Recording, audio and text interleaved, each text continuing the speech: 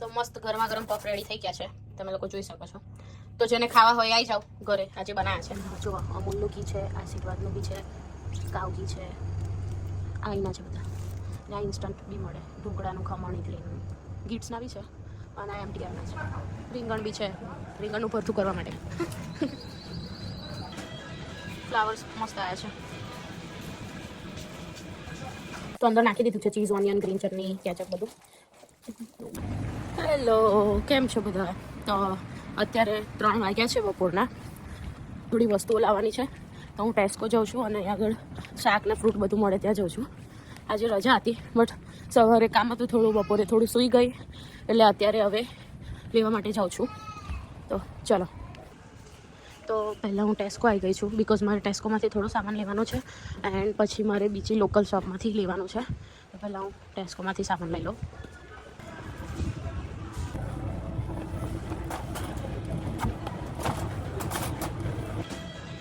Flowers મસ્ત આવ્યા છે.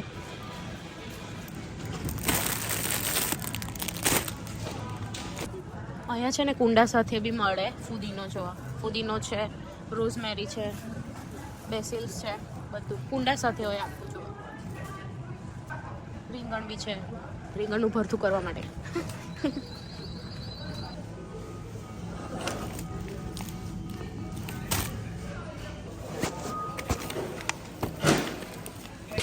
તો અહીંયાથી મેં લઈ લીધો છે સામાન. હવે મારે લોકલ સ્ટોરમાંથી જઈને પફ પેસ્ટ્રી લેવાની છે બિકોઝ આજે હું પફ બનાવવાની છું.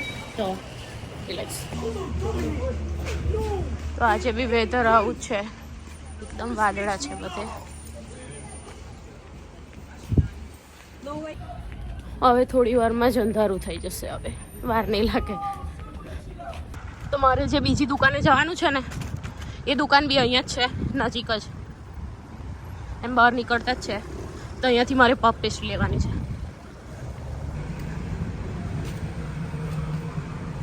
તો અહીંયા આપણું ઇન્ડિયન બધું જ મળે.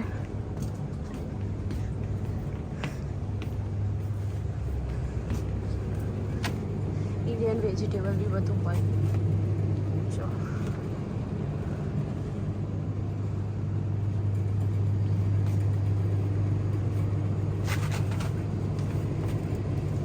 આમળા બી છે, ટામેટા બધું જ છે, દૂધી, ગવાર. હા જો અમૂલનું ઘી છે, આશીર્વાદનું બી છે, કાવ ઘી છે, આઈના છે બધા. ત્યાં ઇન્સ્ટન્ટ બી મળે, ઢોકળાનું ખમણ ઇડલીનું, ગીટ્સના બી છે અને એમટીઆરના છે. તો ચલો હું ફટાફટ ઘરે પહોંચી જાઉં, પછી મળીએ આપણે. તો હું ઘરે આવી ગઈ છું. હવે થોડી વાર ફોન ચાર્જિંગ મૂકી દઉં અને પછી પફ બનાવવાની તૈયારી કરીશું બિકોઝ હવે સાંજ પડી ગઈ છે. તો પફ બનાવવાનું ચાલુ કરીશ. તો આપણે પહેલાં બટાકા બાફી દઈશું. તો મેં બહુ બધા બટાકા લીધા છે તો એને પહેલાં વોશ કરી નાખીશ. પછી પ્રેશર કુકરમાં પાણી મૂકીને ખાલી બાફી દઈશ, મીઠું નહીં નાખું. તો બટાકા બાફવા મૂક્યા છે મેં, ત્યાર સુધી હું આદુને મરચાંની પેસ્ટ બનાવી દઈશ. તો મેં 4 લીલા મરચાં લીધા છે એન્ડ આટલું આદું લીધું છે. અને પફ પેસ્ટ્રી પણ હું ફ્રીજમાંથી બહાર કાઢી લઈશ બિકોઝ પફ પેસ્ટ્રીને છે ને ડિફ્રોઝ કરવી પડે. એ જ્યારે હું લાવી હોય ત્યારે ફ્રોઝનમાં મૂકેલી હોય ત્યાં, તો આપણે બી આવીને અંદર ફ્રીજમાં મૂકી દીધી હતી. પણ જ્યારે તમારે બનાવવાનું હોય ને 2-3 કલાક પહેલાં તમારે કાઢી રાખવી પડે તો થોડી પેસ્ટ્રી સ્મૂથ થઈ જાય ને ઢીલી થઈ જાય તો એ થાય. નહીં તો ચોટી રહે ને તો પફ પેસ્ટ્રી ઉખડે નહીં અને બને બી નહીં બરાબર પફ. તો હું કાઢી લઉં. બી ફ્રીઝમાં મૂકી હતી, ફ્રીઝરમાં નથી મૂકી. જો મારે 2-3 દિવસ પછી યુઝ કરવી હોય તો હું નીચે ફ્રીઝરમાં મૂકી શકું, પણ મારે અત્યારે જ કરવાની હતી તો મેં હમણાં આવીને ખાલી ફ્રીજમાં મૂકી દીધી હતી ઉપર. તો આ સાઝલીનની પફ પેસ્ટ્રી છે. તો 10 પફ પેસ્ટ્રી આવે એકમાં. તો હું 3 લાવી છું તો મેં અત્યારે 2 કાઢી લીધી છે અને 220ની એક આવે છે. તો બટાકા બફાઈ ગયા છે. હવે પછી હું એનો મસાલો બનાવીશ. તો આમાં મેં આદુ મરચાંની પેસ્ટ નાખી છે, ગરમ મસાલો નાખીશ અને લાલ મરચું પાવડર નાખીશ અને થોડુંક જ ધાણા જીરું નાખીશ. તો મીઠું ને બધું જ નાખી દીધું છે અંદર. તો મસાલો આવી રીતે ઉપર તેલ ના આવે ત્યાં સુધી આવી રીતે ગરમ થવા દેવાનું, શેકાવા દેવાનું. હવે મસાલો બધો નાખી દઈશ બટાકામાં અને પછી મિક્સ કરીને મસાલો બનાવી દઈશ. રેડી થઈ ગયો છે મસાલો. તો આમાં વટાણા અને ડુંગળી બી નાખી શકાય, એને શેકવાનું હોય પહેલાં, એ અલગ મસાલો બનાવવાનો એવો. પણ હું આવો બનાવું છું સાદો મસાલો. કેટલા ગુજરાતીઓ આવું કરે કે બધું સામાન નોનસ્ટિક ને પેન ને બધું હોય બધું ઓવનમાં મૂકે નીચે. તો હું બી એવું જ કરું છું. તો મેં ઓવનમાંથી અહીંયાથી બધો કાઢી લીધો છે સામાન નોનસ્ટિક ને બધું. તો હવે એને ક્લીન કરીને પછી હું ક્લીન જ છે એમ તો, પણ તો બી એકવાર વાઇપ કરી લઈશ. પછી હું હીટ કરવા મૂકીશ, પ્રી હીટ કરવા માટે. પહેલાંથી થોડું એને ગરમ ટેમ્પરેચર રાખવું પડે. એ ટેમ્પરેચર બી હું તમને લોકોને બતાવીશ. તો પહેલાં હું એને ટેમ્પરેચર પર ગરમ કરવા મૂકીશ. પછી હું પફ પેસ્ટ્રી મેં કરી છે એ પફ પેસ્ટ્રી હું અહીંયા આગળ આવી રીતે પહેલાં અહીંયા આગળ મેં ક્લીન કરી દીધું છે. તો અહીંયા આગળ હું પફ બનાવીશ. તો હું તમને લોકોને બતાવું કે કેવી રીતે બનાવું છું. તો પહેલાં હું એને છે ને હમણાં તો 150 પર રાખું છું. 150 ને 160, 180 થી 150ની વચ્ચે. એન્ડ ફેન ઓન કરી દઉં. તો મેં ફેન ઓન કર્યો છે અને 150 to 180ની અંદર રાખ્યું છે. અને હવે હું મિનિટ મૂકી દઈશ. હમણાં તો જસ્ટ એમનામાં જ હું મિનિટ મૂકી દઈશ ગરમ કરવા માટે. તો અહીંયાથી 20 મિનિટમાં મૂકી છે તો અત્યાર સુધી. અને આ ટ્રે છે તો ટ્રે મેં મૂકી રાખી છે એ ગરમ થાય ત્યાં સુધી. અને આ તો કોઈ જરૂર નથી આની, પણ મેં અંદર જ મૂકી રાખ્યા છે. તો એને હવે બંધ કરી દઉં. અને પફ પેસ્ટ્રી પહેલાં અહીંયા આગળ બધી એક એક કરીને એવી રીતે આખી 10 અહીંયા આગળ ગોઠવી દઈશ બધી જ. અને આમાં પાણી લીધું છે. તો પાણી એટલા માટે કે જ્યારે તમે પફ વાળો ને તો અહીંયા આગળ જે લાઈન છે ને ત્યાં આગળ પાણી ચોપડીને તમારે દબાવવા પડે એટલા માટે. તમને લોકોને બતાવું અહીંયા આગળ. તો હું તેને કટ કરી દઉં. એની માટે મારે ચપ્પુ છે.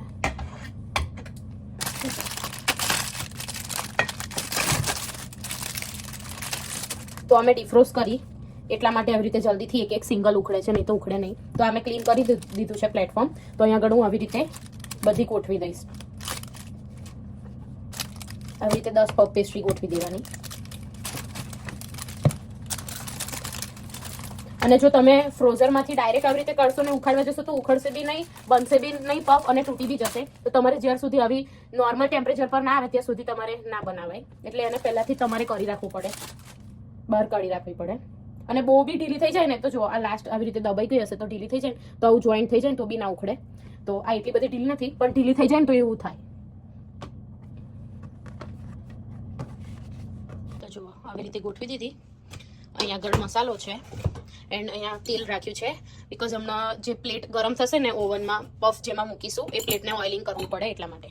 અને પાણી તો અહીંયા હું આટલો એક ચમચીથી થોડો વધારે એટલો મસાલો લઈશ. બિકોઝ બહુ બી ભરશો તમે તો બરાબર કમ્પ્લીટ ફિટ બી નહીં થાય અને બહાર નીકળી જશે મસાલો એટલા માટે. તો આવી રીતે પહેલાં હું બધા પફ પર મસાલો મૂકી દઈશ આવી રીતે.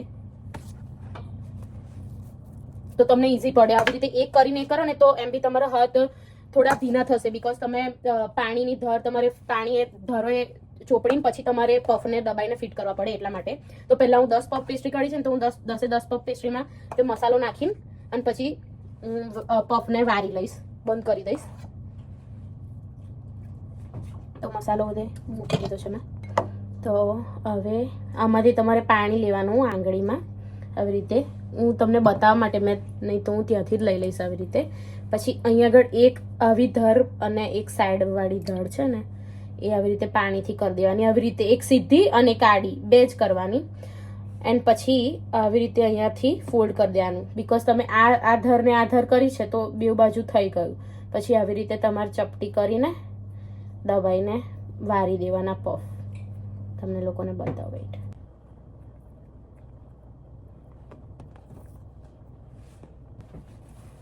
તો હવે પ્લેટ કાઢી લઈએ આપણે. આવી રીતે થોડી ગરમ થઈ ગઈ હોય પ્લેટ એટલે પછી એમાં ઓઇલિંગ કરવાનું. તો હું એમાં થોડું ઓઇલ સ્પ્રેડ કરી દઉં. પહેલાં બી થાય તમારાથી જ્યારે તમે ઓવનમાં મૂકો ત્યારે, પણ હું ભૂલી ગઈ એટલે હું અત્યારે કરું છું. હવે હું એને ગોઠવી દઈશ. તો આવી રીતે 10 પફ આમાં આવી જાય છે આરામથી. આ ટ્રે મોટી છે તો હું આમાં 10 પફ મૂકી દઈશ. તો આવી રીતે 10 પફ આવી જશે આમાં. તો મેં મૂકી દીધો છે પફ, મૂકી દીધા અંદર. અને આપણે લોકોએ 20 મિનિટ કરી તો હજુ 9 મિનિટ જ થઈ છે. એટલે 9 મિનિટમાં થોડુંક ગરમ થઈ ગયું છે મસ્ત. તો હવે હું એને બંધ કરી દઈશ. એન્ડ પાછું 11 મિનિટ છે એ કેન્સલ કરી દઈશ. અને પછી 30 મિનિટ મૂકી દઈશ આવી રીતે. તો 10 મિનિટ પહેલાં મેં પ્રી હીટ કર્યું. હવે 30 મિનિટ મેં મૂકી દીધું. તો 30 મિનિટ સુધી. અને ટેમ્પરેચર ઓછું રાખવાનું. બિકોઝ તમે વધારે રાખશો તો પફ પેસ્ટ્રી ગરમ થઈને જલ્દીથી બળી જશે. તો તમારે 180 સુધી ચાલે. હું 150 to 180ની અંદર જ રાખું છું. તેટલું તમારે રખાય. તો અંદર તમને લોકોને દેખાશે પફ ચેક કરીએ આપણે. હું તમને લોકોને બતાવું. 9 મિનિટ થઈ છે, 30 મિનિટ મૂકી હતી તો હજુ 21 મિનિટ બાકી છે. તો જો તમને લોકોને દેખાશે 1 મિનિટ થોડા થોડા થવાના ચાલુ થયા છે. તો તમે બહુ વધારે હીટ રાખો ને તો પછી પ્રોબ્લેમ થાય, જલ્દી બળી જાય ને એવું. તમારે 150 to 180 બરાબર છે મીડિયમ, તો એટલી જ રાખવાની. પફ રેડી થઈ ગયા છે.